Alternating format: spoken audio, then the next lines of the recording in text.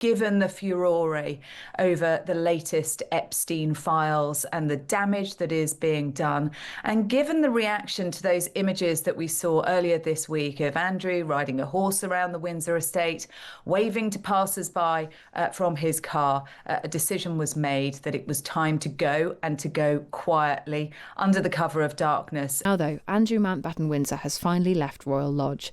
The Sun reports a friend saying that he left the 30-bedroom mansion under the cover of darkness. He now begins his exile in a smaller home on the Sandringham estate in Norfolk. Let's speak to royal correspondent Sarah Hewson. Good morning. Morning to you, Kate. How significant a moment is this for Andrew?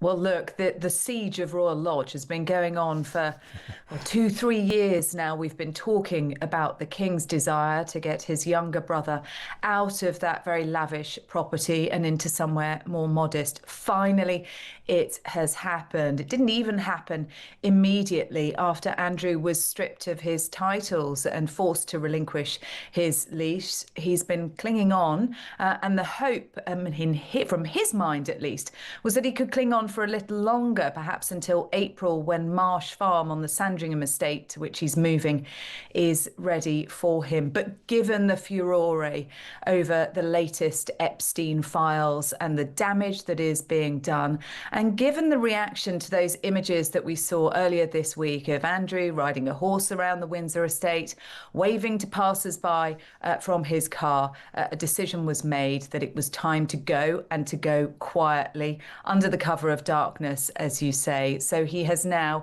left Royal Lodge finally, and he has headed to the Sandringham estate, not to Marsh Farm where he'll eventually be living, but to another property while the renovation work continues at Marsh Farm. So do you get the sense, I'm really interested in what you just said there about those photos of Andrew driving around the estate and looking like he was sort of enjoying himself, laughing and smiling. Was that the straw that broke the camel's back for the King, do you think? Well, I think that was one of the factors, Kate. It has been reported that the King was blindsided by these latest revelations, that he didn't know what was coming in these Epstein files. And certainly the photographs of Andrew on all fours over a woman in what is believed to be Jeffrey Epstein's New York City apartment were particularly damaging. And then to see Andrew living his life, carrying on with his life in the grandeur of the Windsor estate, riding his horse, waving to passers-by almost as if he's saying goodbye on a sort of farewell parade around the Windsor estate, felt very unpalatable. And I think absolutely the right decision, that pressure was put on him. We understand from the King it is time to go and to get out of sight. Can I ask you finally, Sarah, there have been a lot in these files about Sarah Ferguson, some of it quite embarrassing. What's the sense of where she is now?